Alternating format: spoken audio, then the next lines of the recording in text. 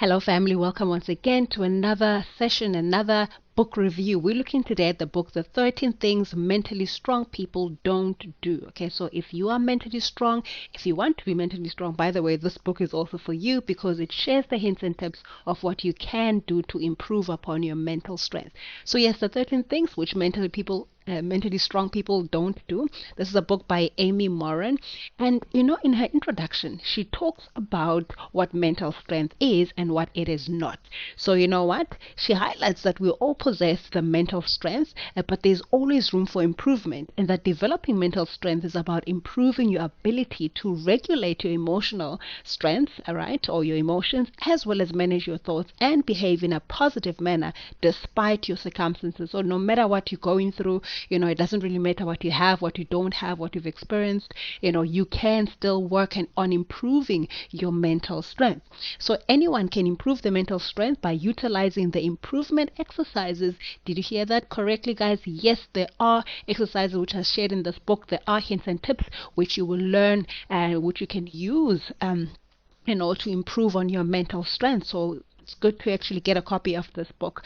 And she also highlights that mental fitness or mental strength is not about acting tough all the time. You don't have to be a robot, or a machine, or appear to have a very tough exterior when you're mentally strong, but instead it's about acting according to your values. So you need to have those values, you need to act in accordance to those values. And also, being mentally strong doesn't mean you never need help from other people, right? Or from a higher power, from God. Sometimes admitting you don't have all the answers and admitting you need help may be the best sign of your mental strength. So yeah, stick around, guys. We're going to be looking at this book. I was actually excited. I learned a lot from this book, and I'm so excited to be sharing it with you guys as well. If you're new to the family, do subscribe, guys. Do like, do share. Let's grow together as a family. Let's continue to grow and develop ourselves first, as well as influence other people around us. So yes, let's look at the 13 things which mentally strong people don't do.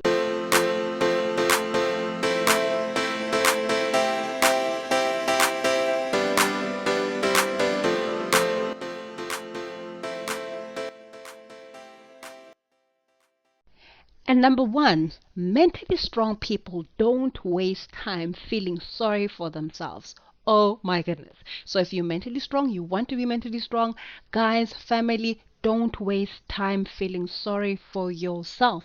Self-pity, by the way, is easily the most destructive of the non-pharmaceutical narcotics. So if you're going to be sitting there and you're feeling so sorry for yourself and you're entertaining self-pity, you are actually self-destructive. So it is addictive, by the way, because it feels nice and warm. It's this nice feeling that, oh my goodness, it's all me, woe me, right? But it gives momentary pleasure, only momentary pleasure, and it separates the victim from reality, because sometimes you end up feeling that the world owes me an apology, and you think all these things and you think you're going to be getting those apologies. You will not get an apology from the world.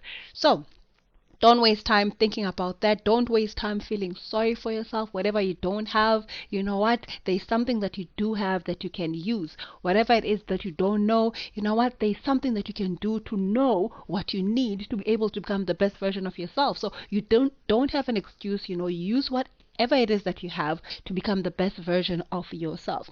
And so, by the way, this book shares a lot of quotes from different authors and different speakers, people who have really made a tangible influence into the world, and we'll be sharing those quotes as well as we continue along. So the first one is about self-pity, which says it's easily the most destructive of the non-pharmaceutical narcotics.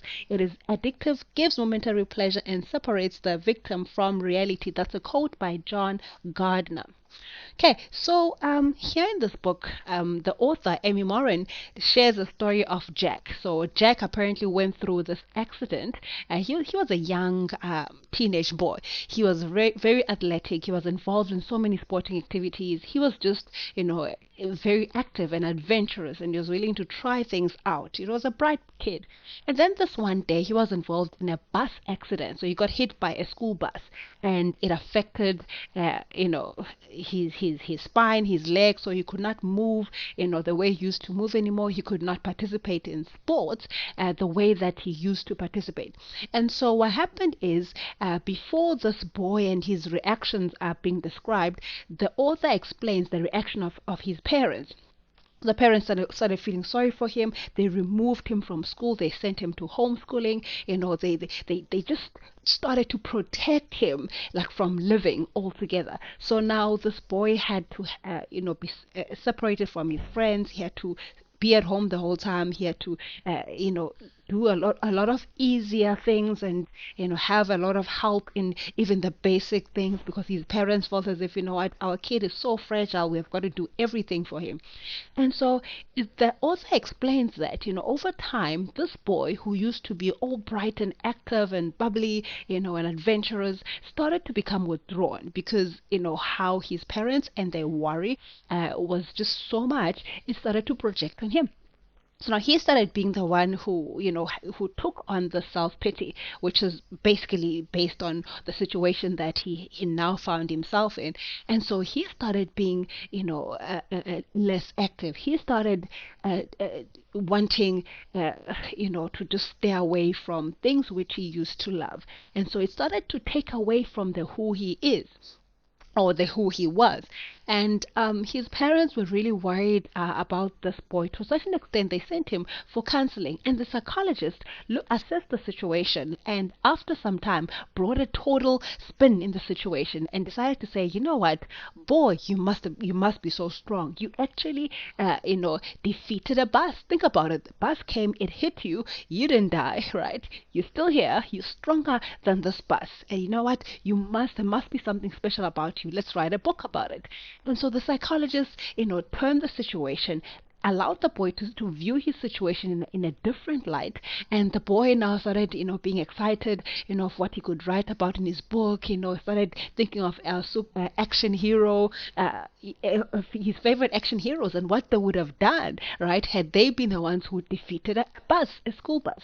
And so it shows that, just the mere change of attitude and thought, can make a huge difference in one's experience and in how, their life progress. Had the boy continued to stay in self-pity, his life would have just been downward.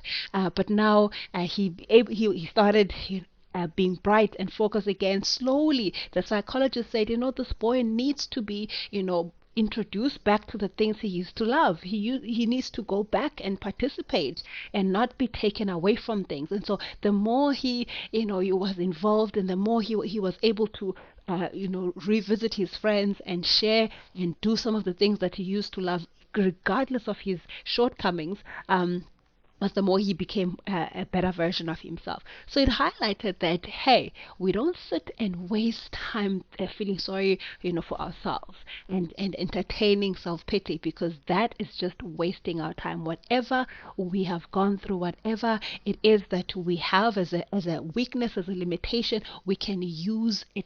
We can use it. We can empower other people. We can, perceive it in a totally different light. We can, find even a way to raise awareness, but we can always make a difference and not allow ourselves to be taken aback because of whatever it is we have gone through. And so, the pain and sorrow and sadness, it's normal. Everybody goes through that. Don't feel as if you're the only one who's gone through, something that's painful or something that's sorrowful. You're the only one who has a heartache. You're the only one who's sad. No, no, no. Everybody goes through that. It's a normal phenomenon of life. But if you dwell on your sorrow, and you dwell on your misfortune, that is self-destructive. So you don't have to pretend as if bad things did not happen to you. They happened, but you know what? They happened to everybody as well, okay? Just in different ways. And but you don't stop at that, and you don't allow yourself, to be absorbed by that. So the world, no, is not out to get you, okay? And other people don't necessarily have life easier. Don't sit and envy other people, okay? Because that's going to lead you to feeling even more sorry for yourself. Okay, so also it's so easy to fall into a self-pity trap. As long as you feel sorry for yourself, you can delay any circumstances that will bring you face to face with your fears, and you can avoid taking any responsibility for your actions. Because some people would just, feel sorry for themselves. They don't want to do anything about it. You know what? Let me just sit down and just absorb myself in this. No, take some responsibility, right? Some accountability. What is it that is yours? What is it that you could have done about the situation which you didn't do, right? Learn from that. Do something about that, right? There's always something that you can do about you, for you in your own life. So feeling sorry for yourself, it just buys time. Instead of taking action or moving forward, you exaggerate the situation and why you shouldn't do anything to improve things in your life. So get this, Amy Morin says that sometimes self-pity is defiant, in that it assumes that something will change if we dig in our heels and remind the universe that we deserve better. Okay? But again, she highlights that that's not how the world works. Okay? Let's not even expect the world to be, giving us things that we feel we deserve. Work for what you feel you deserve, but don't, live in the thought that things are going to come to you because you're this golden person and you deserve the best. You deserve, to be happy. You deserve to be rich, and things are going to come to you because you deserve. That is not how things work. And so she highlights that self-pity is a waste of time. Okay?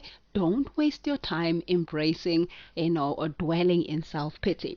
Self-pity, it leads to more negative thoughts. So you're going to start off with self-pity, embrace the self-pity, dwell on the self-pity, and before you know it, you've got low self-esteem, you've got low self-confidence, right? You just don't believe in yourself enough, and, it even can affect your levels of integrity. You don't trust your own self. It can be a very bad ripple effect. So don't allow it. Don't allow yourself to linger on self-pity. Okay? Don't waste your time with self-pity. And it causes you to overlook the good in your life, because you know what? There's always good in your life. Okay? No matter what happens. Look at the story of Jack, who was involved in this bus accident. Though, it could have affected how he walks and how he participates in sports, there is good in his life. His parents are very caring, right? They're able to supply a lot of things that he needs. His friends care for him a lot. He's able to now write a book. He can become the better version of himself if he focuses on the good and on good opportunities that are made available to him by any occurrence that may come in his life. And so, yes, self-pity does interfere with your relationships, because you know what? It becomes cumbersome to be with a person who's just, dwelling in self-pity all the time, who's always complaining, he just always sees the glass as half empty, the whole time. So don't be that person, okay? So here's a golden nugget. Stop feeling sorry for yourself. To alleviate feelings of self-pity, you need to change your pitiful behavior and forbid yourself from indulging in pitiful thoughts.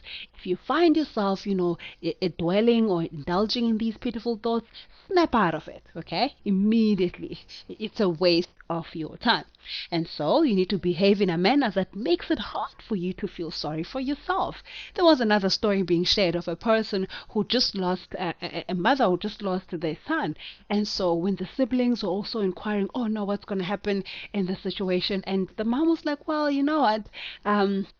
Why don't you just go out and I think it was skydiving, and everybody's like, oh, okay, that sounds like fun, right? We're expecting, mom to talk about sitting in the room and reading some notes the son had written or whatever, but skydiving sounds like a good idea. And so when they all went skydiving, it was a way to just celebrate the life of this now deceased son, but also there was no time for them to just to dwell in self-pity. No one could be sitting there and thinking of things that, oh my goodness, reminiscent of certain memories which lead to self-pity, because it was an adventurous activity. Okay, it was just fun for everybody.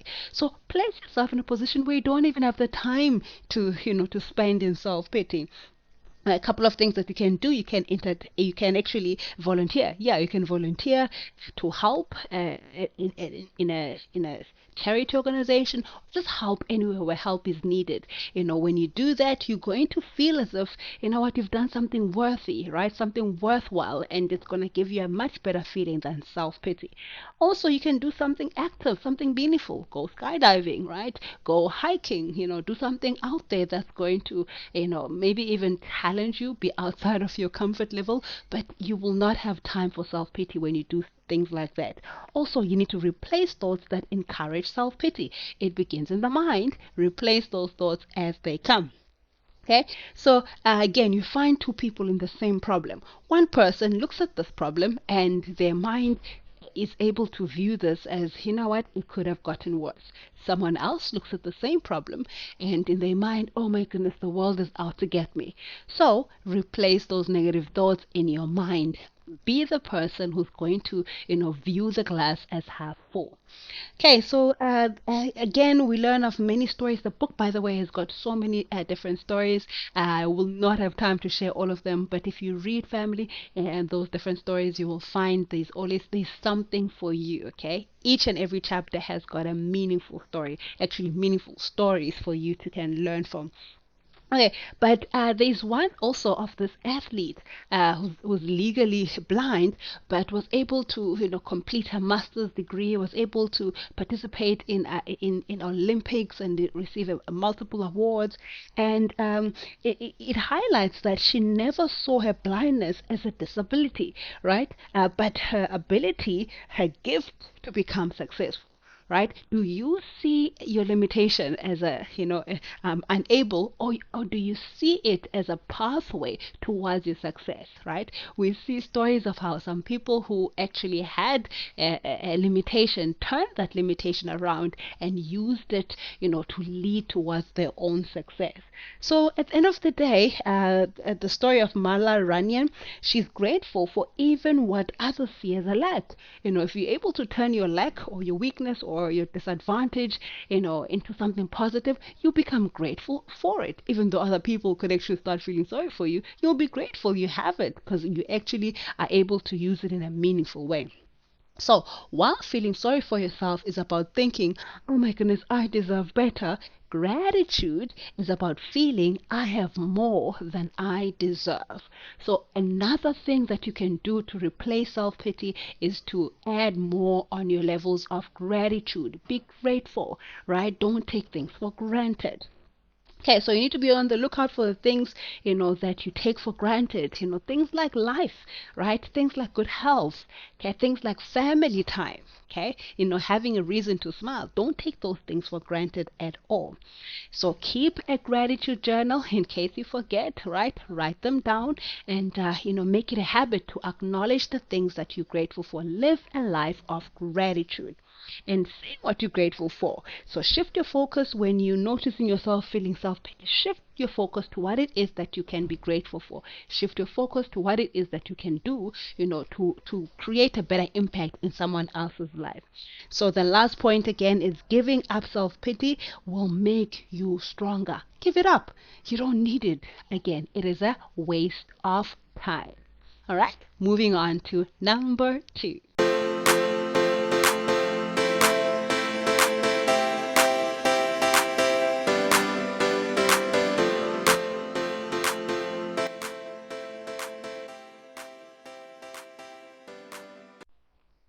Moving on to number 2. Number 2 says mentally strong people don't give away their power. You know what? We all have a power, and it's important that you don't give away yours. Keep your power, use your power. It's meant for you. So, yes, if you're mentally strong, don't give away your power. Now, when we hate our enemies, by the way, this is a quote by Dale Carnegie. When we hate our enemies, we are giving them power over us. Power over our sleep, power over our appetites, our blood pressure, our health, and our happiness. That's a quote by Dale Carnegie. And what does he highlight? He highlights that if we are hating, if we are entertaining and harboring hate in our hearts, in our lives, we are giving power to the people that we hate. Okay, because hate is an intruder. If we have anger towards other people, we are giving them power over our lives. So we don't want to entertain those kind of negative thoughts and feelings, right? We want to, let certain things go and be able to focus on what it is that we need to do in our own life.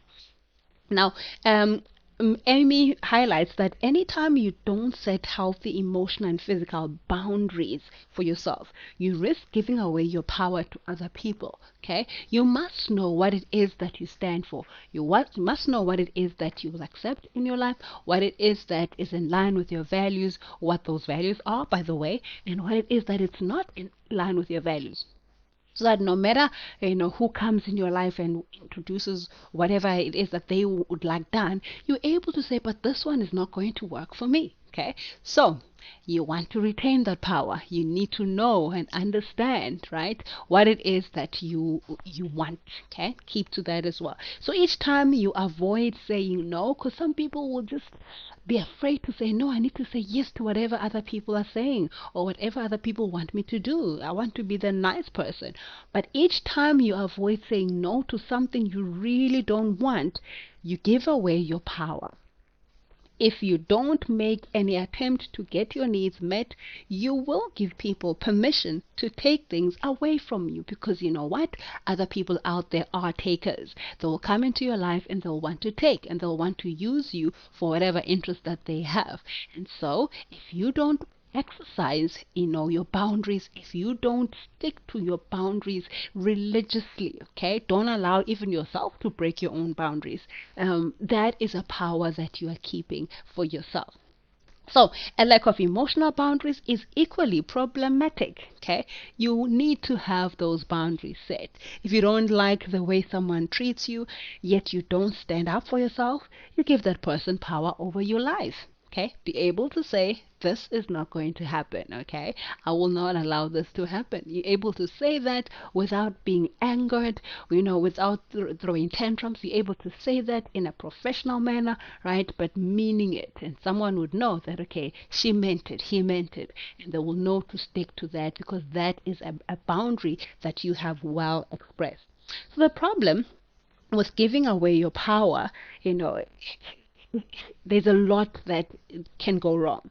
So you depend on others to regulate your feelings, okay? So when they want you to do things, they will flatter you with compliments and say all sorts of things, maybe even give you things because they want to use you, okay?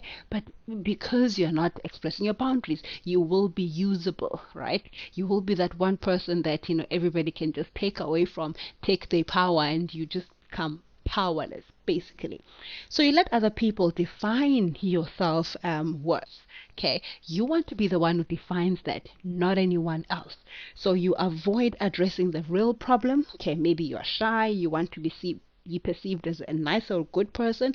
You become highly sensitive to criticism. Okay, if someone says something bad or implies something bad, you feel bad because you always want to please everyone. Okay, but if you're not about pleasing people, you're about doing what it is that you stand for, even criticism won't affect you as much.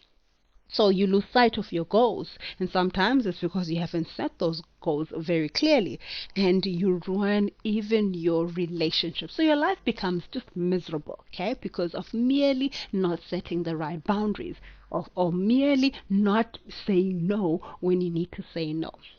So you need to reclaim your power, okay? It's yours to reclaim. Reclaim that power. Learn to reframe your language, okay? Don't talk and say, oh no, this person made me do this, okay? If a person has made you do that, then guess who has the power? You or them? It's them. Okay, be able to express that this is something you have chosen. Okay, this is a result of a choice that you have made. And if it is a choice that you have made, who takes accountability? Then it is going to be you. So if you go around and say, oh no, my boss makes me mad, right? Well, he is your boss or she is your boss, but do they make you mad? Do you give them that power, right? Don't. Okay, so my significant other left me because I'm not good enough. Okay, people say things like that. Oh, my mom makes me feel, my dad makes me feel like this about myself. Don't allow people to have such power over your life. Okay, reclaim that in your life. So think before you react. Okay, we never want to react. You want to act proactively. don't want to, be made by someone else to act in a certain way. You want to act in a way that is in line with your values, in line with the who you are. So stay calm when you're tempted to not, when you're tempted to just do things which are not uh, in line with the who you are. Stay calm, okay? Don't allow yourself to be angered and just act so irrationally. Stay calm. Take deep breaths, okay? Step aside from the situation if you need to. Okay, distract yourself if you need to, but never react, because when you react, once again, you are giving people power. You're allowing someone else to have power over your actions. So remember, almost every successful person likely has a story of rejection. Okay, so if you are rejected, not even that should be a reason for you, to act in a way that's not in line with your values. No, every successful person was rejected at once, but they don't stop at the rejection. Okay, they don't allow one's opinion or personal view of themselves to define who they are. Okay, so yeah, follow suit. Okay, you will define who you are, no one else. So always remind yourself that you have a choice in everything that you do. Okay, in everything that you feel, everything that you think of. Okay, that can be very liberating. So take back your power. When you take back your power, it will, make you much, much stronger than maybe you currently feel. When you decide that no one else has the power to control you and how you feel, you'll be experiencing empowerment. Okay, so grab that, reclaim that in your life and take accountability for your own life. Last but not least, you need to choose to forgive. Okay, remember, when you don't forgive, you are harboring, anger, you're harboring, the resentment in your heart, and it doesn't belong there. Free yourself from all of that, okay, so that you'll have space for more empowering and more uplifting things to enter into your life. Okay, so forgive, have this, and even before someone comes and asks for forgiveness, just forgive them anyway. Forgive them for your own sake. Okay, so once you have done that, again, it will be a way that you keep your own power and allow whoever has got certain garbage in their life to not throw and dump their garbage in your own life. It is possible. It begins with who? It begins with you. Now moving on to number 3.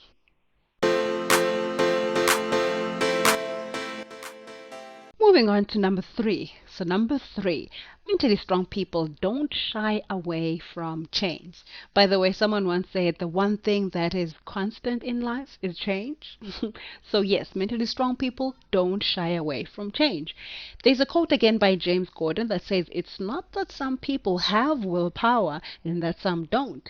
It's that some people are ready to change and others are not. Okay, so you need to be ready to change, you need to be willing to change, you need to accept that change is a huge part of life and it is going to affect you too. So don't be a stumbling block to change, allow it to happen and rather, be empowered by the change. Develop yourself amid the change.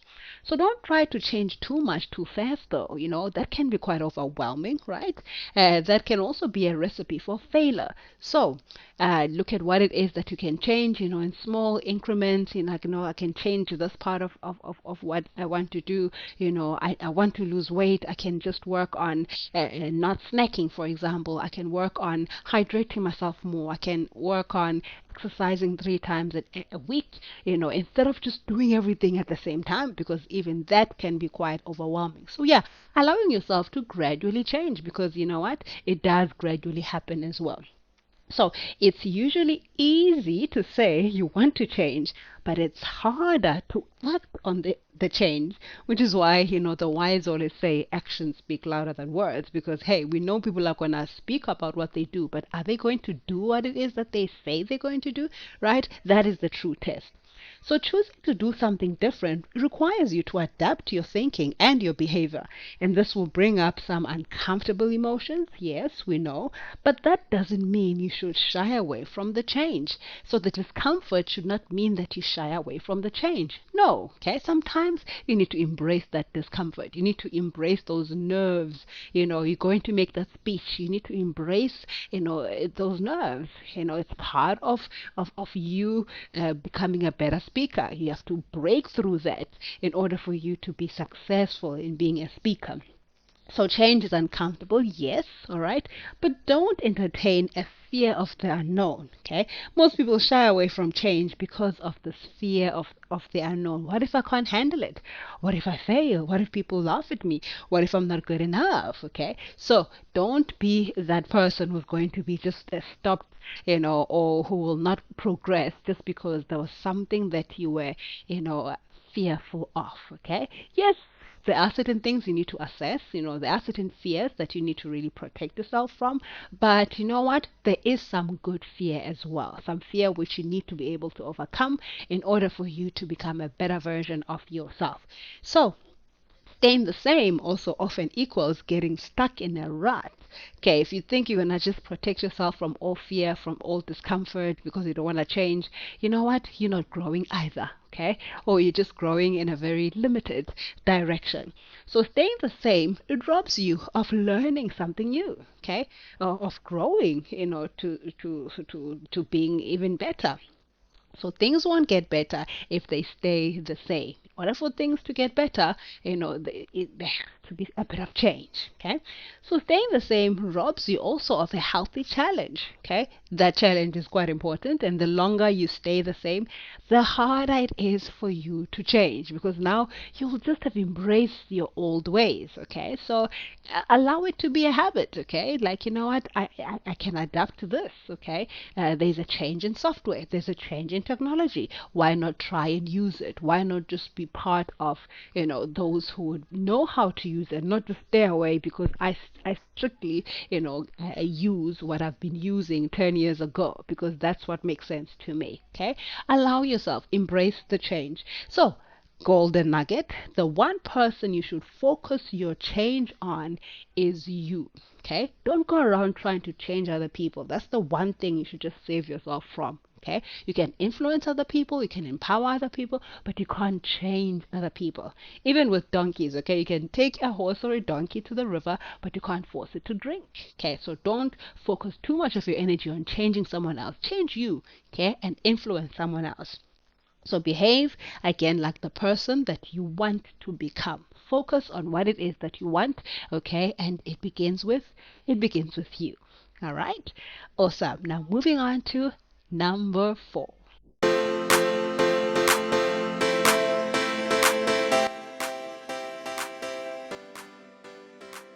On number 4, Amy Morin highlights that mentally strong people don't focus on things that they cannot control. Okay, why not focus so much of your energy on something that is way beyond your level of control? Why not focus your energy on something that you can control, right? Something that you can do something about. So mentally strong people know to distinguish the difference and they focus on what it is that they can control.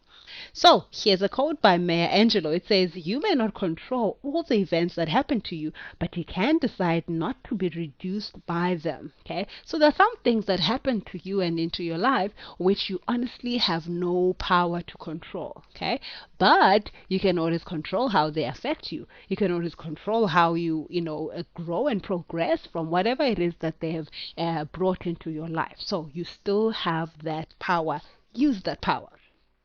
And so Amy Moran also shares that it feels safe to have everything under control, but thinking we have the power to always pull the strings can become problematic, okay? Because you know what? Some people out there have the tendency of wanting everything to be under control, okay? You know what? It's good to plan, but you know what? Even if you've just made the best plan ever, there are certain things which are going to be beyond your level of control, okay? So don't just dwell too much on wanting to have everything controlled in a certain way and everyone involved control, like going to an extent of wanting to deal with people as if they're just puppeteers, that you can just move around and stuff. No, it's that's not going to work. In fact, it's going to create problems, okay, for you more than anything else. So need to ask yourself, do you respond positively to any of the points below? Okay, and now this is where you need to listen carefully, family. If it's you, hey, we're not pointing fingers at you, right? We're just saying do something about it. Move away from such habits. So, do you spend a lot of time and energy trying to, prevent bad things from happening? You want to go on a trip and you want to prevent anything that could possibly go wrong, and you just spend so much of your energy in preventing whatever it is could go wrong. Is that you? Also, do you invest energy into working or into wishing other people would change, right? I so wish my spouse could change. I so wish, my child could change, right? Do you spend so much of your energy in wanting to change other people? Is that you? Also, when faced with a tough situation, do you think you can single-handedly fix everything? Is that you? Do you really feel that you can change and fix everything? Okay. Also, do you believe the outcome of any situation is based on your effort? That, hey, you need to do something about anything and everything that happens, right? Is that you? Also, do you feel comfortable or not comfortable asking for help, because hey, it has to be you that does everything, right? Do you struggle with teamwork because you doubt the abilities of other people? Okay, if it's not done by you, it's not done well, it's not good enough because you didn't do it. Perfectionist thinking, right? We need to stay away from that kind of thinking. Also, do you struggle in relationships because you don't trust people? Okay, if something has happened and you've lost certain trust, deal with the trust. Don't allow yourself to be a person who doesn't trust people. It really takes away from you. So yes, there's certain things that you need to look at, in your own life, and if you said yes to any of these, right, work on them. Okay, they are not working for you in any way. So learn that not everything is under your level of control. Okay, and not everything will ever be under your level of control. There is a higher power, by the way, which is much bigger than you. So rather learn to strike a balance, okay? Is it that you need to do, and focus on doing that and strike a balance between what you can control and what you do with what you can control, and rather focus on being a well balanced person. And also, did you know that you can influence people without controlling them, right? If you really, really want people to do certain things, you're in management, you want people to do certain things, you know that you can influence them without controlling them, right? You can actually help them or have them, be willing to do things which serve your interest as well without necessarily controlling them. Okay, so think about that for a minute if you fall into the trap of wanting to always control people. And last but not least, remember, once you stop trying to control every aspect of your life, you'll have more time and energy to devote on things that you can control. And honestly, the things that should be focusing on should be the things that you can control. That's where you will see results. That's when you'll see progress, because they are within your level of what? Of control. All right. Moving on to chapter 5, or ability number 5.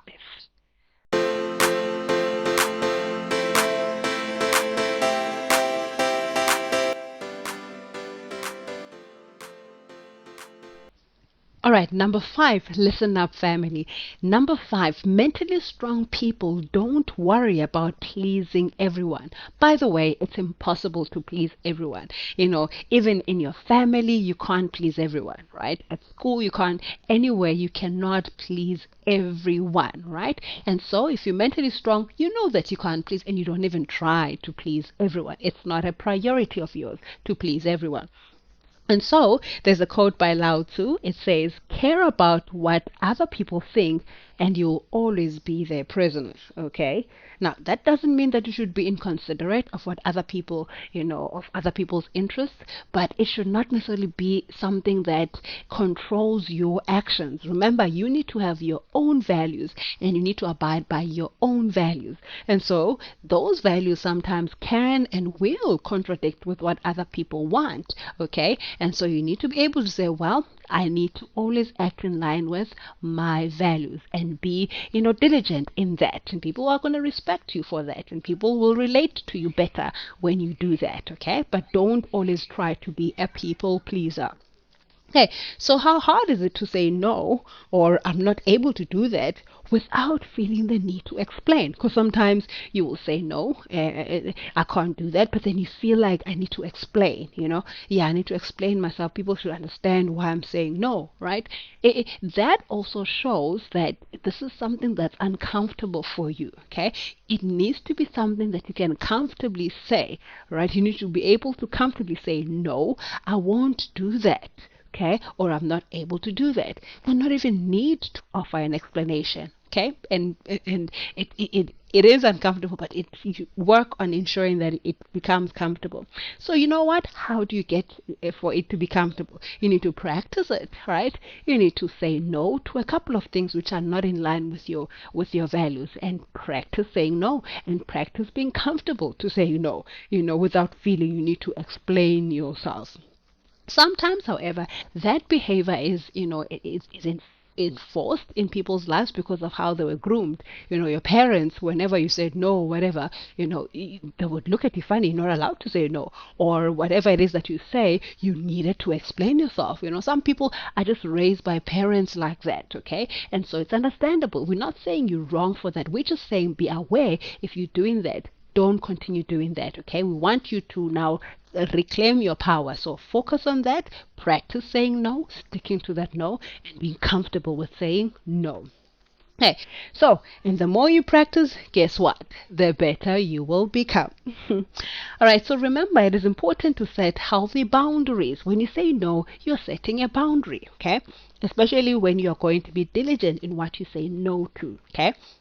And not just because you just felt like saying no. No, you should know your value, so you know what you say no to, and you know what you say yes to, so that even you won't break your own rules. Okay, so the more you say yes to others and their needs, notice this, is the more you say no to you and your needs. Think about that for a minute. Think about that the next time you want, to say yes. Think of how you possibly could be saying no to yourself. And if that yes is in line with, your yes as well, then sure, by all means, go for it. But don't allow it to be in contradiction with what you want, otherwise you are taking away from yourself. So never feel pressure to do something against your will just because or just for the sake of pleasing other people. It's not worth it, okay? It really isn't, because people will never say, yes, this is not what we please by her, it's enough. No, they will never have enough. They will keep on taking. You keep on giving, they will keep on taking. Okay, set that boundary. So also, are you a potential culprit for being a people pleaser? Well, here's a couple of questions you can ask yourself. Do you feel responsible for how other people feel? Someone feels bad or someone feels, do you feel responsible for that? Right? You feel as if, oh no, you should have done something differently, or to affect how they feel. You could just be a people pleaser. Or do you feel comfortable as the thought of people being mad at you? Right? Or yeah, like uncomfortable at the thought of people being mad at you. Now, oh, no, oh my goodness, if I don't do this, someone will be mad, right? You could just be a people pleaser. So also, do you find it easier to agree with people rather than express a contrary opinion? Okay, it's easier to say yes, than saying no. Also, do you find it hard to tell people if they hurt you? Okay, and do you say yes to doing favors and that you don't want to do? Do you change your behavior based on what you think other people want or expect? Right? Because you think that the spouse wants this, you end up changing who you are for them. Okay? Are you being a people pleaser of that person? Do you seek praise and approval from other people? Yeah, like it makes you feel good when you get a compliment, but do you thrive in getting compliments from other people? What if they don't give you compliments? Or what if they give you compliments to use you? Be mindful of that. As well, do you want to always be perceived as a good person? Okay, it's not practical. Even Jesus came into the world, perfectly good person, but you know what? People hated him, okay? And he's still stuck, on being true to his values. So don't strive to being a person who's going to be liked by everyone. It is not going to work. Strive to be the best version of yourself. Strive to be true to who you are. So note, you will never please everyone all the time. Don't even try, okay? So rather determine the one meaningful person that you want to please, all right? And then you can, do certain things to please that one particular person. Okay, that's practical. And if you try to please everyone, people will manipulate you. Okay, you don't want to fall into that trap. And so last but not least, be true to your values, be true to who you are. All right. Okay, moving on to number 6. Number 6, okay, so mentally strong people don't fear taking calculated risks. Now, you need to underline calculated risks, okay? Yes. So, mentally strong people are not afraid to take calculated risks. In other words, they will calculate the risks, okay? And if, according to the calculation, they make sense, they're not afraid to take those risks. Once again, we look at a quote by Ralph Waldo Emerson. It says, "Don't be too timid and squeamish about your actions. All life is an experiment. The more experiments you make, the better." Okay, so again, we live once in this world, family, all right? You don't have to act recklessly, but at the same time, you don't have to close yourself up from everything, okay? You need to be able to strike that balance and have certain things that you're going to do which, serve your interests, which are in line, in accordance to your values. So this one is for you if you struggle to make important decisions in your life. Okay, remind yourself you don't have to fear, because sometimes making that decision, the reason why it's so hard is because you fear. Every decision has two, responses, okay? Well, sometimes even more, okay? So there could be consequences. Well, there will be consequences. They could be either good or they can be bad. So that's why sometimes people will just, take longer to make those decisions. But you need to be able to calculate your risks and be able to make a decision as well as receive and accept whatever the consequences will be a result of that decision. So this is for you if you spend a lot of time daydreaming of what you want to do and not doing anything about it. Okay, it's good to dream. It's good to be a visionary thinker. Think of what plan and have visuals in your mind of what you want to accomplish. But don't dwell on that. It will never do itself. You need to pair that up with what? With actions. Okay. So, do you think you could be doing more adventurous and exciting things in life, but your fears hold you back, right? If that's you, okay, this is a reminder. This section is a reminder that life may just pass you by. Don't want to be passed by life. Again, do you sometimes allow other people to make decisions for you so you don't have to make them yourself? Okay, it happens. It happens. All right. And as well as do you base decisions on your level of fear? Okay. Don't trap yourself like that. Okay. Learn from certain fearful experiences, or certain consequences from certain decisions which you have made. But don't be stuck, into thinking that every time you act in a certain way, these will be the results. No, it's not always the case. Life, amazingly enough, is quite unpredictable. Okay, so note this.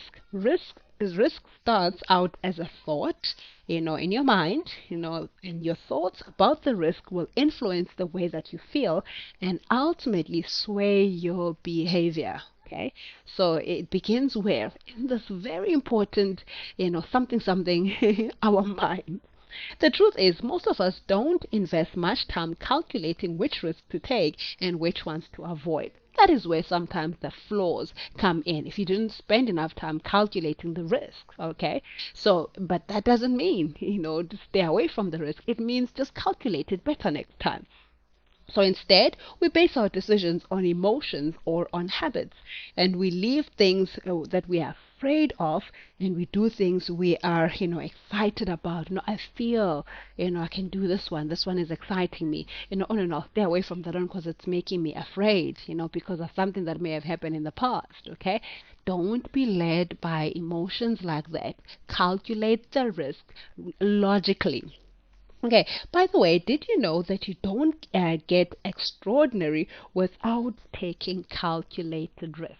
Okay, so uh, think of any extraordinary person out there, and you'll find that somewhere in their pathway to being extraordinary, they took a couple of risks, not even one, many risks. Okay, but all those risks were what? Were calculated risks. So remember, if we only take risks that make us most comfortable, we're likely missing out on some great opportunities. Okay, the bigger the opportunity, the greater the risk. Okay, or rather, the greater the calculated risk. So taking calculated risks often means the difference between living a mediocre life and living an extraordinary life. So take calculated risks and practice taking calculated risks. Okay, it means take more calculated risks. Keep on taking calculated risks, and that will make you stronger. All right, and moving on to number 7.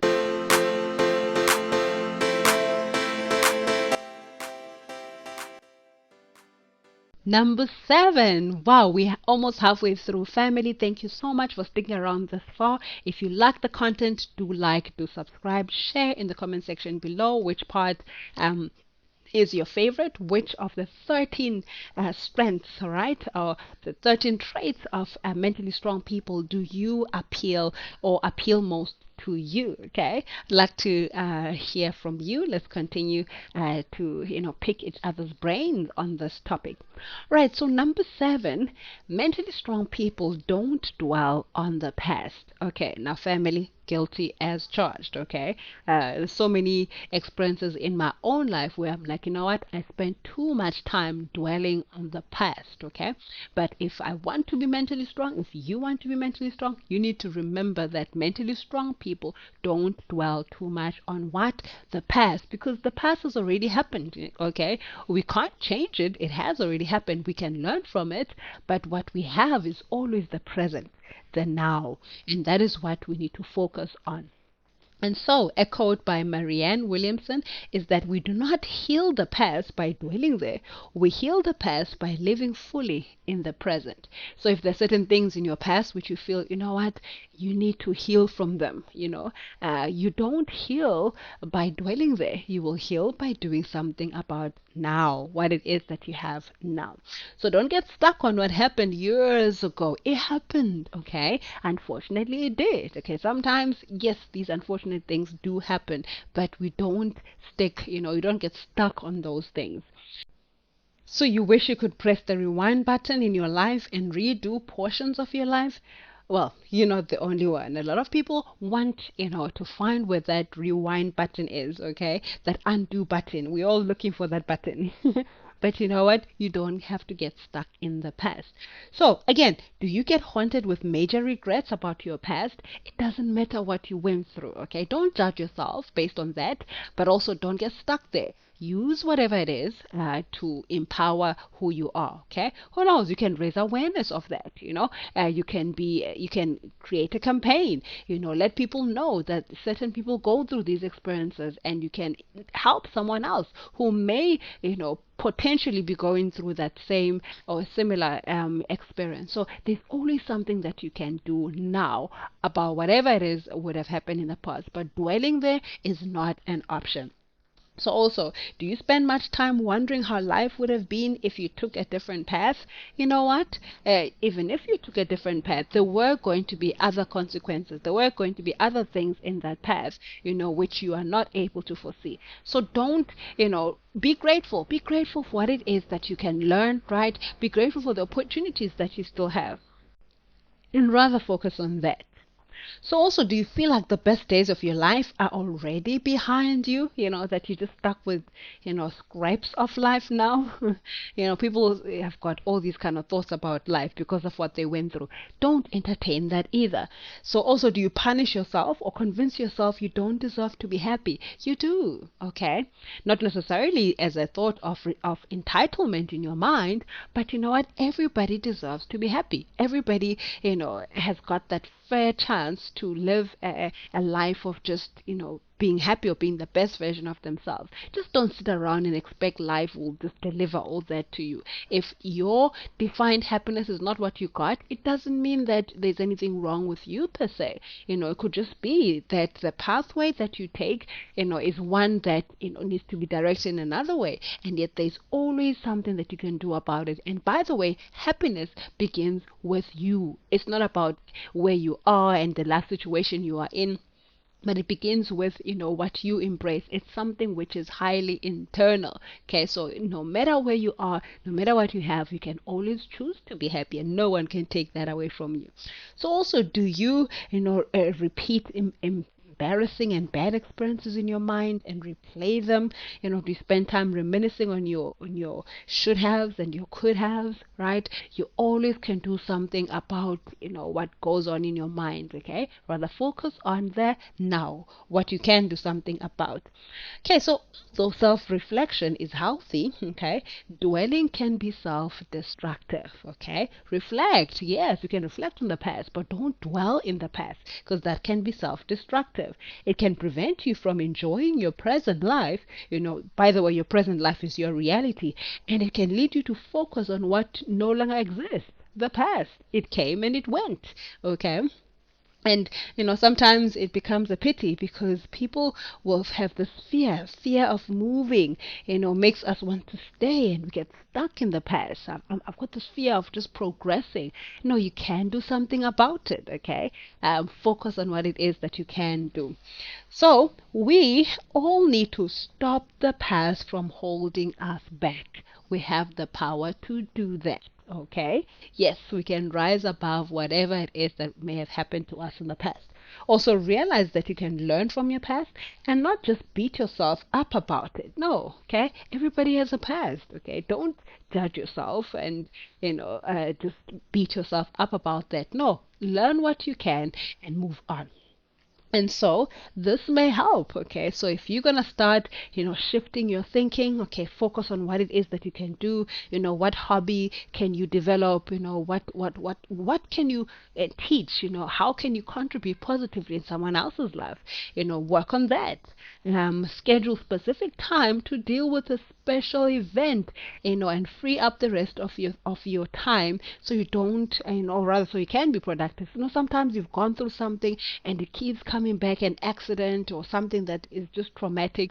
You can just set aside specific time and say, what, every day at 6 o'clock, from 6 to 7, or from 6 to 10, for 20 minutes, I'm going to think about this incident up until I just have grown past it. So then when your mind comes and reminds you at 10, you're like, no, no, no, no, it's 10 o'clock now. I need to be productive now. Tomorrow at 6, you know. And you can just, program yourself like that, so that not even trauma can come and take away from you how you can be progressive, right? So yes, you can do something about that and give yourself something else to think about. Establish goals for your future and work towards accomplishing those goals. Also, focus on what you have learned, from the past experience, okay, and use that. And think about facts and not emotions. It's not just about how you feel, but in order for you to learn, let's look at the tangible facts, okay? Even if you were wrong, admit where you were wrong. Take accountability, okay? And let's just put the emotions aside. Also, retell your story, okay? Look at, what happened, and be able to retell your story in an empowering manner. Okay, so that it's even easier when you're telling someone else. Okay, it doesn't imply you being defeated, but it implies you having learned and being empowered by whatever it is that you went through. And so, last but not least, you need to make peace with the past. Okay, use whatever it is you've gone through in the past to become a stepping stone towards your future, towards your present, towards your success. All right, and moving on to number 8.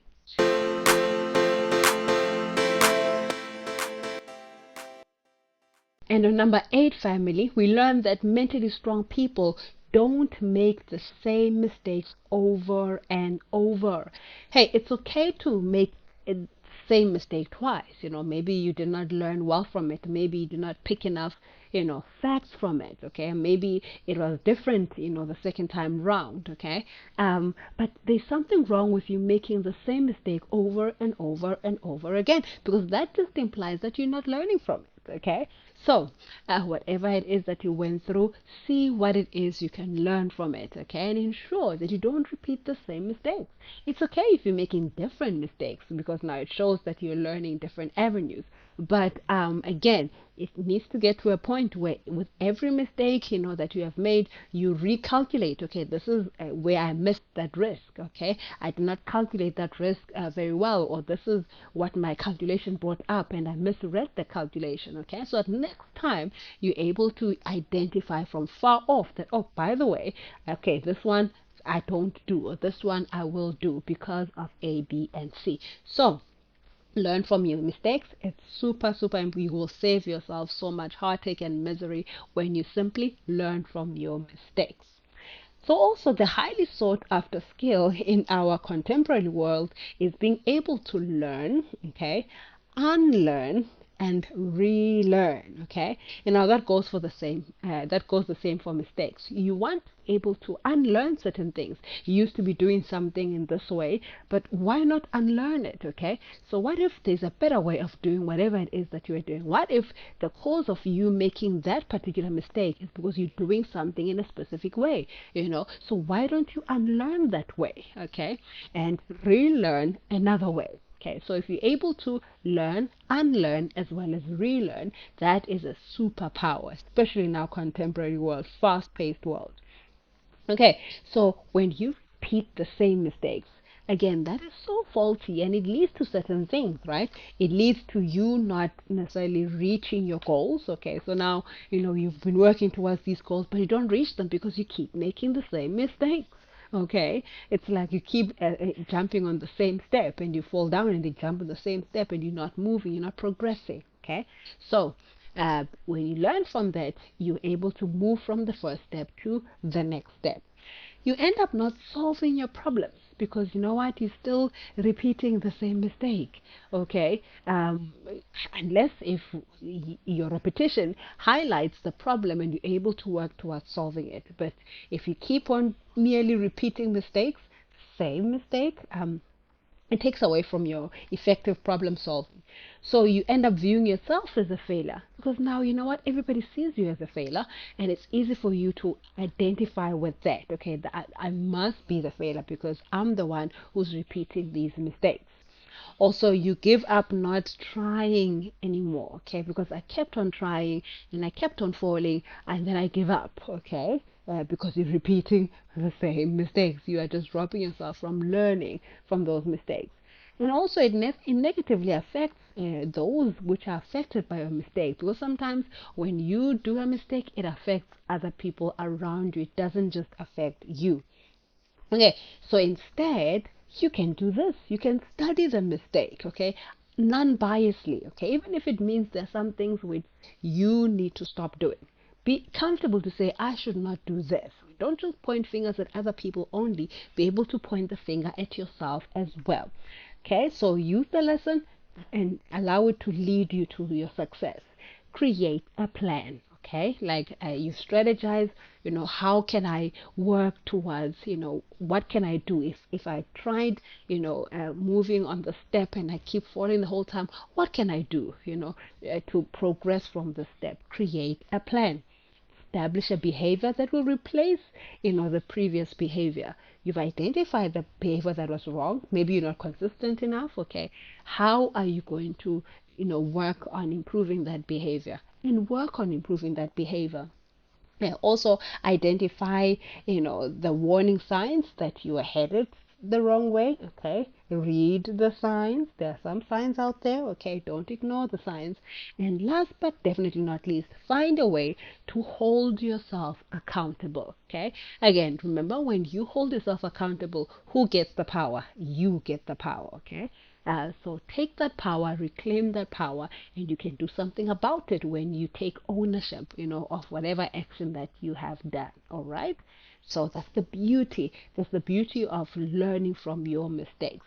And so we move on to lesson number 9, or trait number 9 in chapter 9.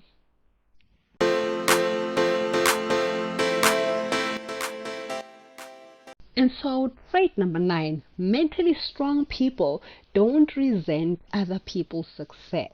Okay? Hey, if you're not successful, it's not because of other people. All right? Yes, other people could have taken something from you. So many stories where people were just robbed from certain things. We know that that's happened. But you need to focus on what it is that you can do now. So even if that would have happened in your past, don't allow yourself to get stuck at that. Okay, focus on how you don't resent other people. Okay, don't allow your energy to just be on other people. Your energy should be on you and what it is that you can do for yourself right now. So, and Nelson Mandela highlights that resentment is like drinking poison and then hoping it will kill your enemies. Okay, your enemies, by the way, are your enemies because they don't necessarily do things that will serve your cause. But it doesn't mean that you need to get stuck there. No matter what it is that they've done in your life, don't get stuck there. Okay, when you harbor that resentment, you are killing yourself. You're not killing them. They're going to be happy, right? They're going to be living their lives in the best manner possible. You're going to be the one who's going to be stuck, with ulcers and, all of these sleepless nights and insomnia and, sleeping pills and things like that because of people that don't even care for you, okay? It's not worth it.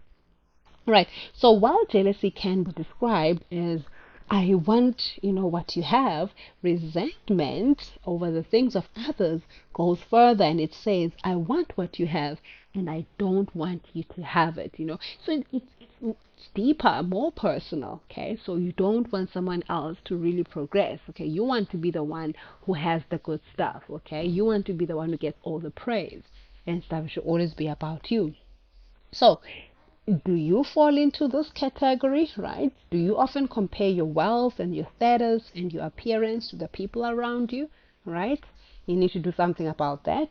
Do you feel envious of people who can, afford nicer things than you? Okay, you need to do something about that. Okay, do you find it difficult for you to listen to other people's success stories when people are telling you, "Oh, this is what has happened," in a success story? Do you feel feel it hard for you to listen to them and actually be happy for them, right? Because of this resentment that is in your heart. Think about that. And also, do you feel disgust rather than joy toward people who achieve their dreams? When someone has worked hard and they've achieved their dreams, do you feel disgust over them, like you hate them just because they've achieved something which you haven't achieved? Okay. Also, do you feel that it's hard to be around people who earn more money than you? Okay, because now they will always be buying things and doing things which maybe you can't. So do you feel as if you're uncomfortable to be around them because of what they have? Okay. And also, do you sometimes imply to others that you're doing better than you actually are? You're trying to hide behind a facade, like you want people to perceive you in a way that is not who you are, okay? It's fulfilling to live that kind of a life. It's not worth it. And also, do you secretly experience joy when a successful person encounters misfortune? Say now one of these people that are successful encounters a misfortune. Are you the person who's secretly, smiling and say, oh, praise God. Oh, finally, the world is fair, because something has happened to so and so, that is not fulfilling. I mean, that is not, assisting you in any way. So don't be that person. So note, there's a difference between resentment and anger. The difference is that anger is openly expressed. When a person is angry, we can see them. Okay, this person is angry, they're fuming.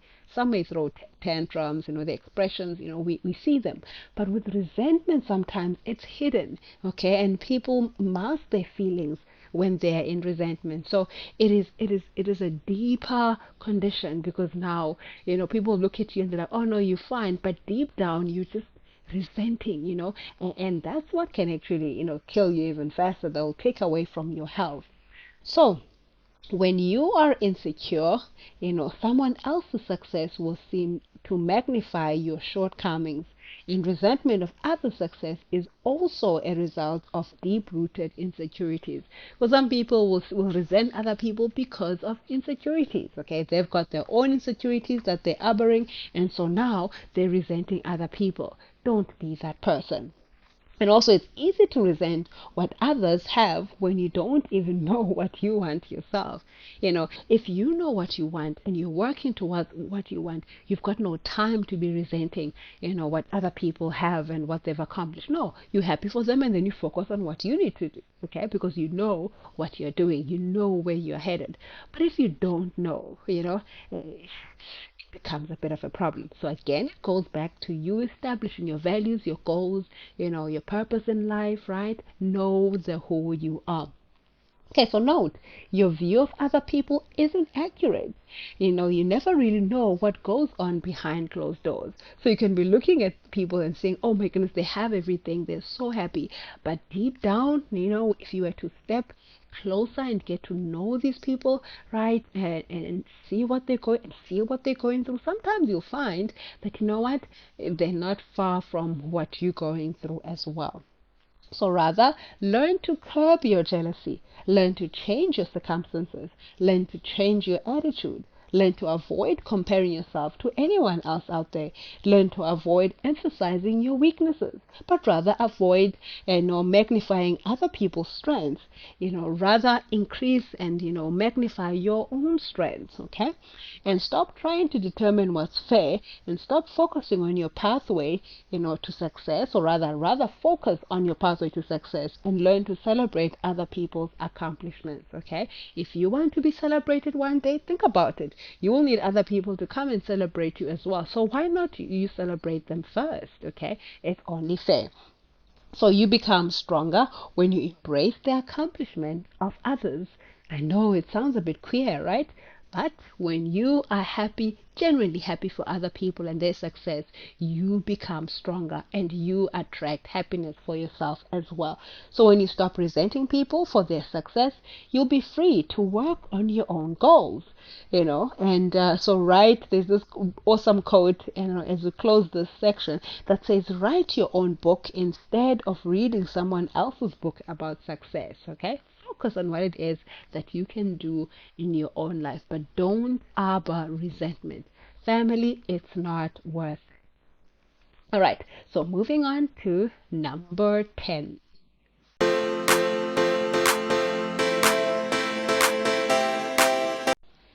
And number 10, actually strong people don't give up after the first failure. Okay, now get this, all right? If they don't give up after the first failure, it means that most likely they, number one, have failure, and number two, have more than one failures. So failure, according to Robert Kiyosaki, is part of the process of success. People who avoid failure also avoid success, okay? It's like, the good fruit as well as the weed, right? The wheat and the tares. Sometimes you need to allow both to be there and focus on what you can empower. And the more you focus on what you can learn from the failure, but still continuing on what it is that you want to accomplish, you'll be able to arrive at your success. So note this. Failure doesn't have to be the end. Don't have to end at the failure. You can treat failure as the beginning of a long journey of success. If you failed once, it doesn't mean that you'll fail again or that you will always fail. Okay, so you need to keep on going. You need to keep on trying. Okay, ask people like Thomas Edison, right, who kept on going, who kept on trying. All right, did not allow failure to stop them. So fear is often at the heart of our unwillingness to try something again after we've failed at it already. Sometimes you will try something and then the fear, I don't know how many times I've highlighted fear, family, because you know what? We live with fear. Fear is an intruder that comes and stops us again from being the best version of ourselves, but you can do something about it, okay? So don't allow yourself to get stuck at the fear. Don't be stopped by the fear, okay? Something that may have happened, you may have failed in the past, but don't allow yourself to stuck in fear that you will fail again. No, you will take calculated risks. You will learn from what it is you have done, and you'll become a better person as a result. So don't give in to your fears. Okay, it's difficult to succeed without failing at least once. So if you're going to say, oh my goodness, I tried this and then I failed, and then you stop, right? How do you know how you could have become better. How do you know? And some things, they will keep on coming to you. They'll keep on, presenting themselves, especially if it's in line with your purpose. It'll keep on coming. You were supposed, this is a project you're supposed to have started. You're supposed to have built the school. You're supposed to have, been a well-known person. You're supposed to be speaking. You're supposed to have, built this bridge. You're supposed to have done this, but you stopped at fear. Okay, so it'll haunt you. You will always have that what if, because there is that thought that there may have been another way around it. You did not try hard enough. So don't get stuck there. Okay, don't allow yourself to, ever be stuck in those thoughts of regret. Okay, so work past the fear. Okay, so don't give in to your fears, right? Yeah, and identify beliefs about fear that prevent you from trying again. Some people have got certain beliefs about fears that don't allow them to continue. If I failed, or what, I failed because I'm not good enough, right? People with that fixed mentality, right? Because I'm not good enough. This happened because I didn't do well enough, right? It's not just all about that, okay? It's not all about that. And even if it was, you can actually do something about it the next time. Okay, so deliberate practice is more important than natural talent. What does that even mean? It means keep on trying, okay? Consistently keep on going. You find a person with an axe who tries to just take their axe and strike down a tree once, and maybe nothing happens to the tree. But you find a person who will keep on going, keep on, striking the tree a couple of times, and eventually, something happens, because it's not about just the one time. It's about that continued effort in the same spot. Okay, so grit is a better predictor of success than IQ. Don't say I'm smart enough, things will just come to me. No, no, no, no, no. You need to have grit, okay? You need to have willpower. You need to do something about it consistently, okay? You need to face your fear of failure. You need to move forward after failure and bounce back after failure, because the failure is not in falling, but in failing to rise up after you have fallen, because you know what? You will fail. All right, moving on to the next section. Number 11.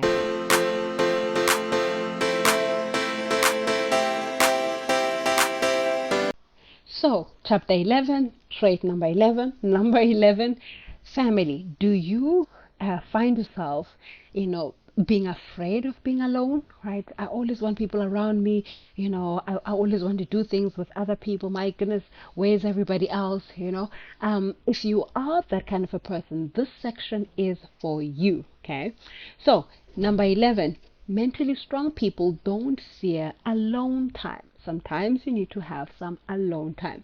Now, here's a quote by Blaise Pascal. It says, all men's miseries derive from not being able to sit quietly in a room. Okay, now this is very interesting. Even in a practical way, when people will just sit down and, let's say, meditate and just be quiet, some people can't even do that. I'm guilty as child family. I'm also one of those people. You would sit and you'll try to be still for some time, and it feels as if you're even wasting time, right? Because why are you not doing something? But now the section is informing us that you need to embrace that silence. You need to be a person who's calm, who's just not stuck in the hustle and the bustle of everyday life, but who is grounded, and that silence is going to assist you with that. So, do you have solitude phobia, right? A fear of being alone? You think spending time alone is boring. You feel uncomfortable with silence, right? Why is it so quiet? Let's speak. You equate being alone with feeling lonely. There's a difference between alone and being lonely, okay? There's a difference. As well as writing in a journal, meditating seems like a waste of time, all right? If this is you, you may have solitude phobia, and you need to do something about that, okay? But again, it's good that you're aware of this, right? Because again, there's better chances that you will be able to do something about it. So take note of this. Creating time to be alone with your thoughts can be a powerful experience. It's highly instrumental in helping you to reach your goals. Even things like creativity, they come when you sit in silence, right? You get those ideas that come because you were just in that mode, right? There's something that being calm and having silence and just time out does for you. Okay, it's a natural phenomenon of life. So, the notion that being alone is bad and that being surrounded by people is good, it pressurizes us to fall or to fill our social calendars with just activity, activity, from the moment you wake up till the last moment, before you go to bed, there's an activity. You're doing this, and then you do that, and then you do that, and then you do this, and then you do that. Okay, it's not about that. Okay, let's not feel pressured to fill our schedules. There's nothing wrong if you have some free time. In fact, you want to have some free time, some time for silence. So some people feel guilty at being busy, and they fill every second of their time with an activity. And sometimes it's because people don't want to deal with certain things in their lives. I'm going through something, and so I don't want to think about it. Let me just do so. I mean, let me distract myself with other things. And there's a fine line between you distracting yourself because you want, to deal with a particular, emotion, or you want to go past something particular, and you making that a habit so that, you're just always distracted, okay? Because then that becomes a huge problem. And so being alone does not mean you're lonely. Okay, so don't sit around and think, okay, if I'm alone, I'm lonely. No, no, there's nothing wrong with being alone. There is something wrong with being lonely, okay? That's a negative feeling, but being alone can be good. So teach your kids also to appreciate and have alone time. These are traits that are better when taught, from a young age, so they become part of, our lifestyle. So alone time sparks creativity. Create a solitary is good for mental balance, right? If you're in that, solitude, it's good for the mental balance. And although it can be a challenge to slow down and take time out for yourself, there can be serious consequences if you don't. Okay? If you're going to be a person who keeps on going the whole time, guess what? There could be certain consequences if you just, going the whole time and not making time for yourself. That rest, that silence, recouping is very important as well. So get comfortable with being alone. Practice tolerating silence. All right? Even the few seconds of silence I've left makes me feel, oh my goodness, it's quite a lot. But we need to practice tolerating silence, reflect on our goals, pay attention to our feelings, and write down in our journal, rewind a bit, okay, and allow ourselves to be in better control of even our emotions, of what goes on around us, because there's so much that's going on, right? So if you allow yourself that silence, at least you'll have better, groundness, right, around you. Okay, so some ideas of what you can do if you want, if you really feel as if, oh my goodness, I'm a huge culprit of this, I want to do something about it. You can, do small little things such as like maybe turning off your TV when you're not watching it. Okay, you don't have to let TV just run, on and on just to create the ambience of noise. No, okay, allow the TV to be off. Okay, you've paid subscription for it, but it's okay if it's off. There's nothing wrong with it. And you can go for a walk, but leave your phone behind so no one can distract you. So you can embrace, nature and see what's around you. Be aware, of your surroundings and shut off all your electronics once in a while and just embrace the silence. Okay, you can meditate. A couple of things, maybe even schedule. There's this advice shared in the book. Amy talks of scheduling a date with yourself at least like once in a month, where you just, it's just like me time, self time, that you can actually focus on yourself. And these are quite important, along with meditating, like I mentioned earlier. These are good things to help you, be better grounded. All right. And so now we move on to number 12.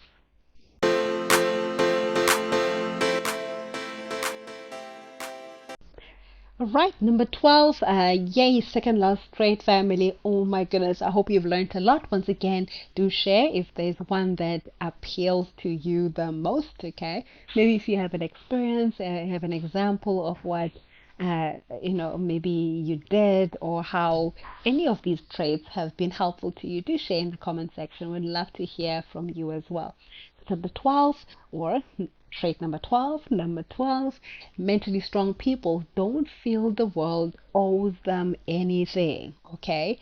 Because it doesn't. The world doesn't owe you anything. Okay, there's this quote by Robert James Burdett. It says, don't go around saying the world owes you a living, or yeah, the world owes you nothing. It was here first.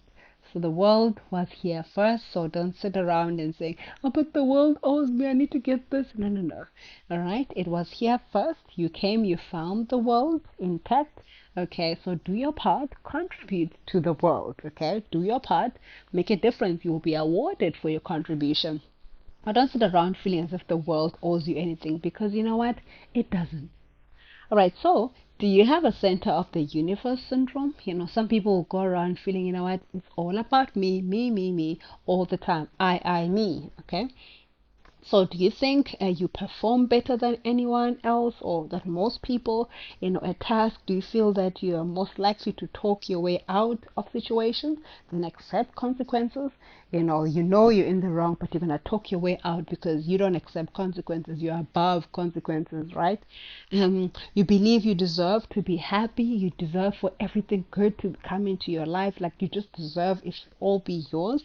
And you enjoy talking about yourself rather than hearing about other people. There's a reason why we have two ears, family, and one mouth, okay? So we should not be people that are always wanting to be speaking out our views the whole time.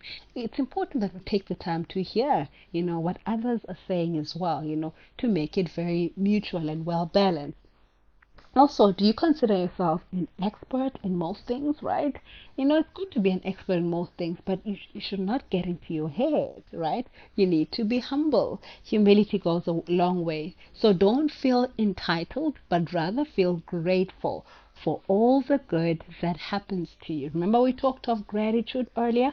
It's important that you live a life, of gratitude, okay? And you spread gratitude, you exemplify gratitude. Let other people see, that you feel you grateful, okay? But it's not about I'm entitled. No, it's not about that at all. So focus on giving than taking, okay? Be a team player. Focus on your efforts, not importance. It's not about how important you are, but it is about, what you can do and how you can contribute even to other people. And also consider how other people feel. It's not just about you. And may I repeat this one, as my last but definitely not least, practice humility, all right? It's okay to serve other people. It doesn't take anything away from you. In fact, it adds, to you, and it adds towards your character development, all right? So yes, if you're mentally strong, you don't feel like the world owes you anything, but rather you feel that you want to do something, okay, because you are grateful for what you've received in the world, okay? You live a life of gratitude. All right, and last but not least, let's look at the 13 traits.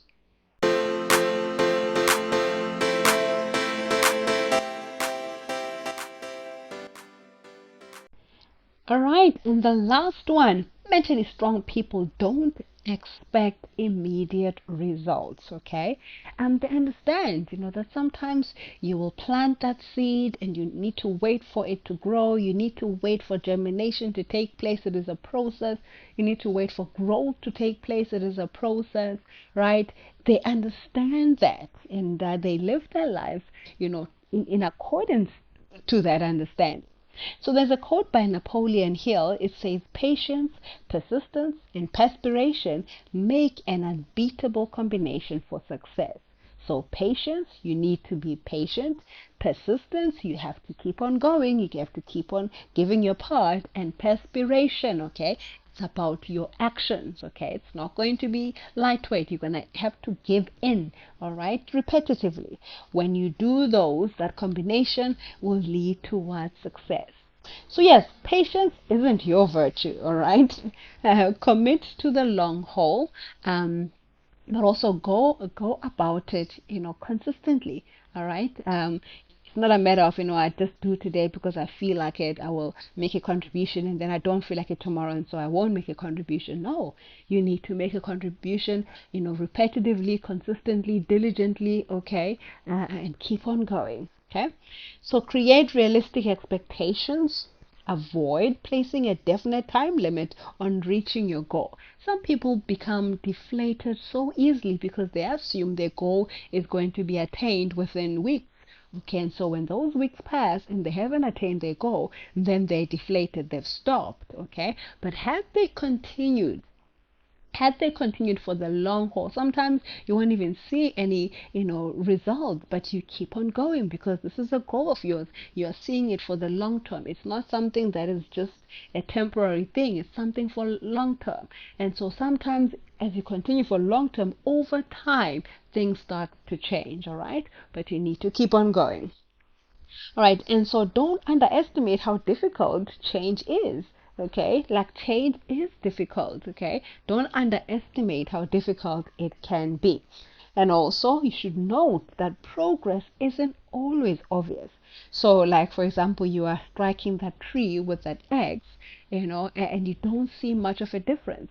Or you're pushing that boulder and you don't really see much of a difference. But as you keep on going, after some time there will be some improvement because every single strike did make a difference. It's just that you could not see it. It was not visible, it was not obvious, but it does not mean it wasn't there. All right, that at the back of your mind.